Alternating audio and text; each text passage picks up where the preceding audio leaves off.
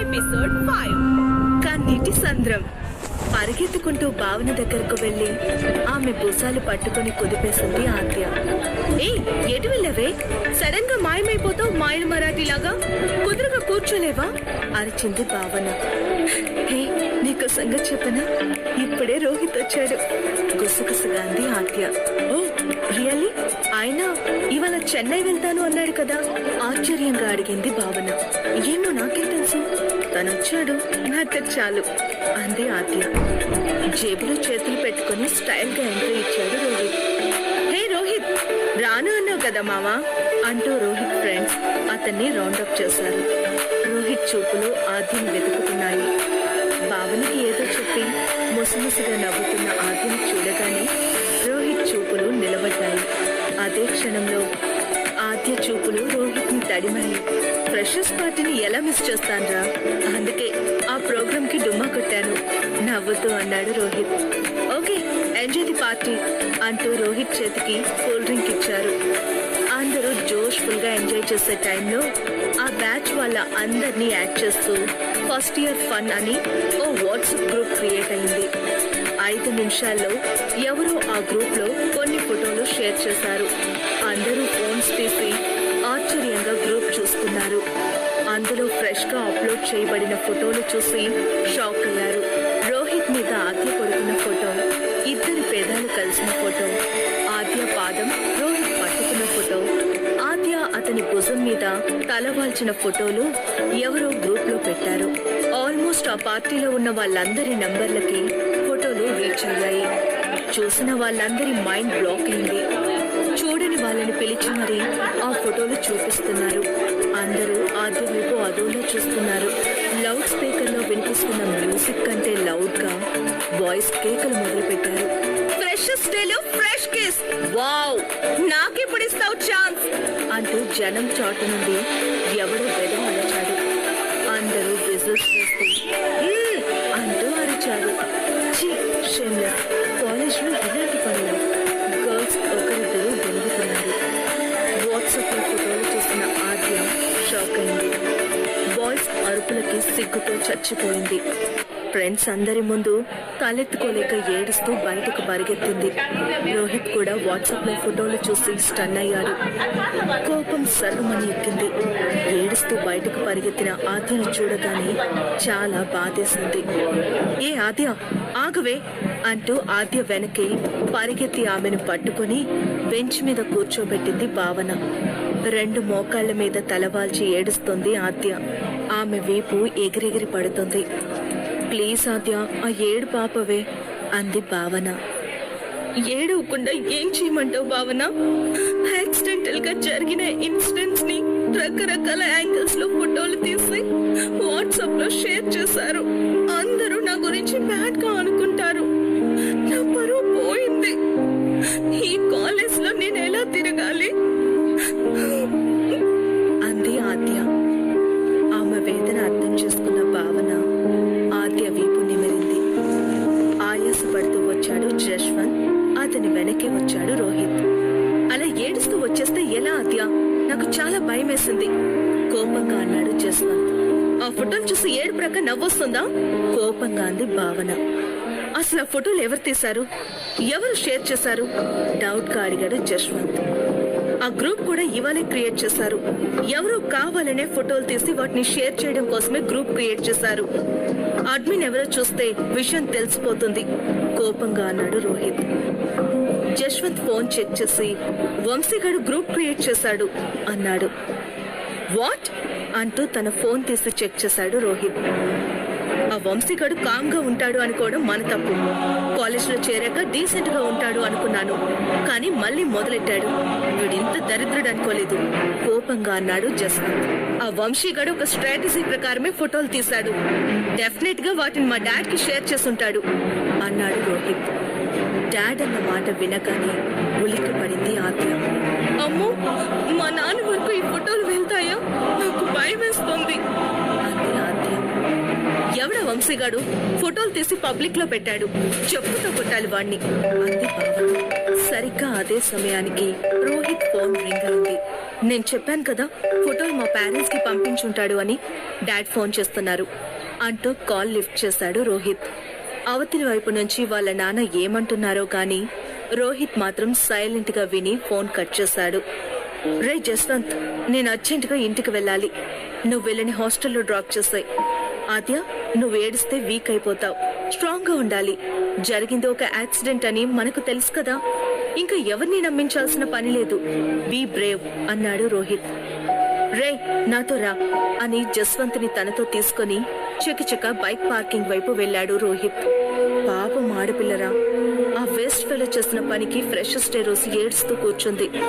ఈ విషయం ఇక్కడితో ఎండ్ అవ్వాలి. ఎవరైనా ఆద్యని టార్గెట్ చేస్తే నువ్వు కౌంటర్ చేయి. తప్పు నా మీద వేసుకోవడానికి నేను రెడీనే. నేను బ్యాడ్ బాయ్ అని అందరూ చెప్పుకున్నా ఐ డోంట్ కేర్. కానీ ఇలాంటి విషయాల్లో ఆడపిల్లలే అల్లరవుతారు బాధగా అన్నాడు రోహిత్. అతని మెచ్యూరిటీ చూసి ముచ్చట పడ్డాడు జస్వంత్. రోహిత్ బైక్ స్టార్ట్ చేసి క్యాంపస్ వదిలి బయటకు వెళ్లే వరకు అలాగే చూస్తూ ఉండిపోయాడు. వెనక్కి తిరిగి వచ్చిన జస్వంత్ని, అసలు ఎవడ వంశీగాడు? వాడికి రోహిత్ తో ఫైట్ ఏంటి? డీటెయిల్ గా చెప్పు అంది భావన. చెప్తాను, కానీ ముందు మీరు హాస్టల్ కి వెళ్లిపోవడం బెటర్. పదండి అన్నాడు జస్వంత్. కళ్ళు తుడుచుకొని లేచింది ఆద్య. వంశీ కూడా మా క్లాస్మేట్. ఉత్తమ వేస్ట్ ఫెలో అవార్డ్ కి పర్ఫెక్ట్ గా సెట్ అవుతాడు. Very cunning. రోహిత్ అంటే వాడికి అస్సలు పడదు. ఎప్పుడు వాడిని టీచర్స్ ముందు, పేరెంట్స్ ముందు బుక్ చేయడానికి ట్రై చేస్తూ ఉంటాడు. Vamshi father, Rohit father business లో శత్రువులు. అదే వారసత్వాన్ని వంశీ కంటిన్యూ చేస్తూ ఉంటాడు. యూనివర్సిటీలో వాడు వేరే బ్రాంచ్ జాయిన్ అయ్యాడు. వాడి గోల వదిలింది అనుకున్నాం, కానీ ఇక్కడ కంటిన్యూ చేస్తున్నాడు అన్నాడు జస్వంత్. వాళ్ళ గొడవలేవో వాళ్ళు చూసుకోవాలి గాని మధ్యలో ఆద్యని ఎందుకు లాగారు? తనేం తప్పు చేసింది? కోపంగా అంది భావన. ఆద్య అనే కాదు, ఆ ప్లేస్ లో ఇంకొకళ్ళున్నా కూడా వంశీ చేతిలో బుక్ అయ్యేవాళ్లు. వాడి టార్గెట్ రోహిత్, ఆద్య కాదు అన్నాడు జస్వంత్. వాడెవడో నాకు దొరకాలి, అప్పుడు నలిపినట్లు నలిపేస్తాను. ఆడపిల్లలంటే ఏమనుకున్నాడు? కసిగా అంది భావన. తన క్లోజ్ ఫ్రెండ్ కి జరిగిన అవమానానికి భావన రివెంజ్ తీర్చుకోవాలి అనుకుంటోంది. పాపం రోహిత్ ఇంట్లో గొడవవుతూ ఉంటుంది. నన్ను సేవ్ చేసి తను ఇరుక్కున్నాడు. పాపం జాలిగా అంది ఆద్య. వాడు ఇలాంటి విషయాలకి పెద్దగా ఇంపార్టెన్స్ ఇవ్వడు. వాడు ఎలాగోలా పేరెంట్స్ ని కన్విన్స్ చేసుకుంటాడు. కానీ మీరు మాత్రం రిలాక్స్ అయిపోండి. రేపు ఎలాగో సండే, శుభ్రంగా తినేసి నిద్రపోండి. సోమవారానికి ఇష్యూ హిస్టరీ అయిపోతుంది. జనం ఫోకస్ చేయడం మర్చిపోతారు అన్నాడు జస్వంత్. ఆటోలో వాళ్ళని హాస్టల్ దగ్గర దించాడు Jaswanth. Thank you so much Jaswanth, ఇవాళ మాకు చాలా హెల్ప్ చేసావు అంది భావన. ఇదేంటి కొత్తగా థ్యాంక్స్ చెప్తున్నావు? మనం ఫ్రెండ్స్ అని ఫిక్స్ అయ్యాం కదా ఆశ్చర్యంగా అన్నాడు Jaswant. Of course we are friends, కానీ మోరల్ సపోర్ట్ ఇచ్చే ఫ్రెండ్స్ రేర్ కదా అంది భావన.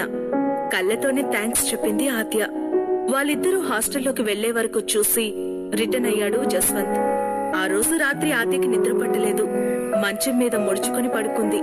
ఉండి ఉండి ఒక దార కన్నీళ్లు దిండుని తడుముతున్నాయి. మరి ఓవర్ గా ఫీల్ అవ్వకు ఆద్య.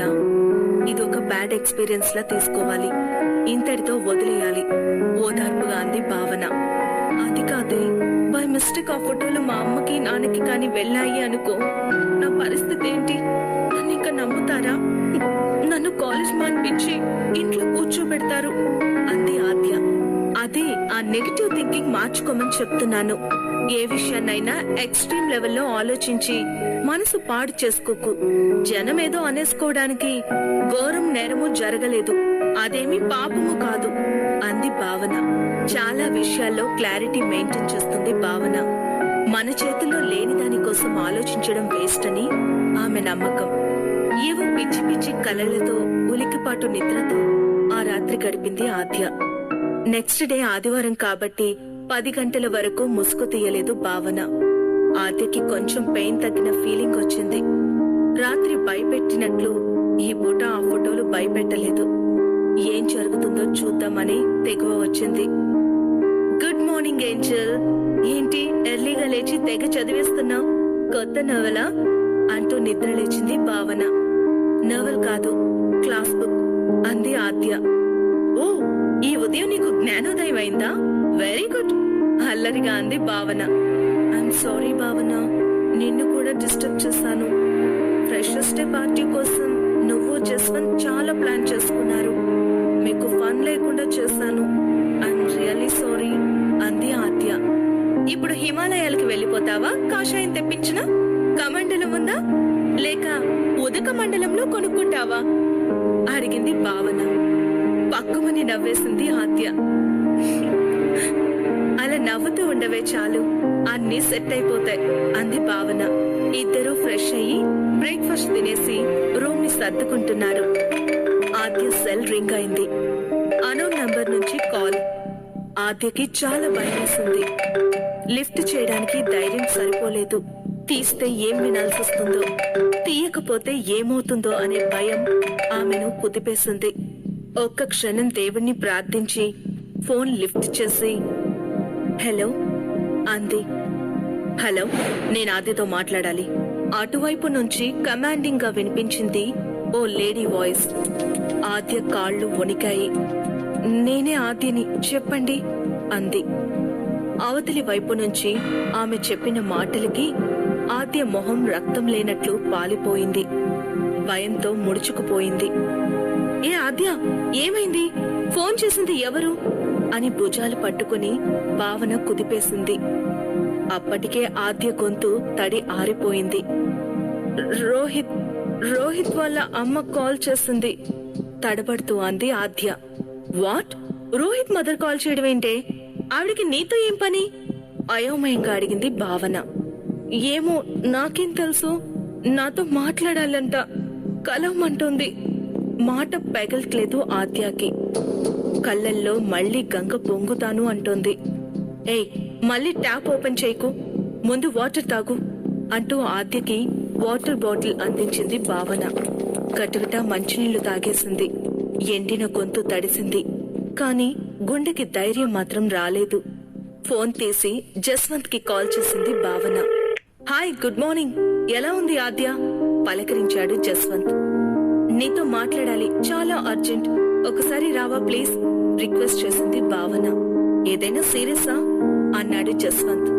అలాంటిదే, త్వరగా రా అని కాల్ చేసింది భావన. అరగంట తర్వాత హాస్టల్ పక్కన ఉన్న కాఫీ షాప్ లో ముగ్గురు కలిశారు. ఆద్య డల్ గా ఉండడం చూసి, ఇంకా ఆ మూడ్లోంచి బయటకు రాలేదా నువ్వు? కాస్త నవ్వు అన్నాడు జస్వంత్. అది నవ్వు మరిచిపోయేలా ఉంది. ఇందాక ఆద్యకి రోహిత్ మదర్ కాల్ చేసింది. నీతో మాట్లాడాలి అందంట. అప్పటి నుంచి కర్రీ షాక్ తగిలిన కాకిలా బిగుసుకుంది అంది భావన. వాట్? ఆంటీ కాల్ చేశారా? ఆశ్చర్యపోయాడు జస్వంత్. రాత్రి రోహిత్ వాళ్ళ ఇంట్లో బాగా గొడవ ఉండాలి, అందుకే ఆమె నన్ను మీట్ అవ్వాలి అని అడిగింది. నాకు భయం వేస్తోంది అంది ఆద్య. ఏం చేద్దాం జస్వంత్? ఆద్యని పిలిచింది అంటే సిచ్యువేషన్ సీరియస్ అనే కదా అర్థం. ఆద్య పేరెంట్స్ వరకు ఈ విషయం వెళితే దాని కెరీర్ స్పాయిల్ అవుతుంది. పైకి గట్టిగా మాట్లాడుతున్నాను కానీ నాకు భయంగానే ఉంది అంది భావన. అసలు ఆ రోహిత్ మదర్ ఎలాంటి మనిషి? సాఫ్ట్ మెంటాలిటీనా లేక ఆరోగెంట్ గా ఉంటుందా? అర్థం చేసుకునే మెంటాలిటీ ఉందా లేక మీద పడి ఖర్చేస్తుందా? నాకైతే భయంతో ఊపిరి కూడా ఆడట్లేదు అడిగింది ఆద్య. ఆవిడతో నాకంత పరిచయం లేదు.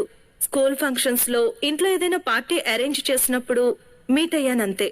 అలాంటి మూమెంట్స్ లో అందరూ పొలైట్ గా డీసెంట్ గానే ఉంటారు. ఒరిజినల్ క్యారెక్టర్లు కనపడవు.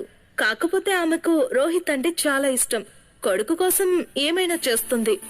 స్కూల్లో ఉన్నప్పుడు ఓసారి రోహిత్ కోసం వంశీగాన్ని కూడా కొట్టింది అన్నాడు జస్వంత్. షటప్ జస్వంత్, నేనున్న సిచ్యువేషన్ ఏంటి, నువ్వు చెప్పే స్టోరీ ఏంటి? ఏదో అల్లరి చేసిన వంశీని ఆవిడ కొడితే కొడుకుతో ఇంటిమేట్ గా కనిపించిన నన్ను తోలు వలిచేదా? నేను వెళ్ళను బాబు, ఏమైనా అవని, నేను మాత్రం ఆవిడ్ని మీట్ అవ్వను. చేతులెత్తి దండం పెట్టేసింది ఆద్య. అలా అంటే ఎలా ఆద్య? ఆవిడ ఉద్దేశం ఏంటో తెలియకుండా నువ్వే ఊహించుకుంటే ఎలా? పెద్దావిడ, ఒకసారి కలిస్తే బెటర్. ఆవిడ ఎందుకు పిలిచింది, ఏం మాట్లాడాలి అనుకుంది అనే డౌట్లు మనల్ని చంపుతాయి. ఒకసారి మీట్ అయితే మనశ్శాంతిగా ఉండొచ్చు అంది భావన. నా వల్ల కాదు అనేసి లేచి బయటకు వచ్చేసింది ఆద్య.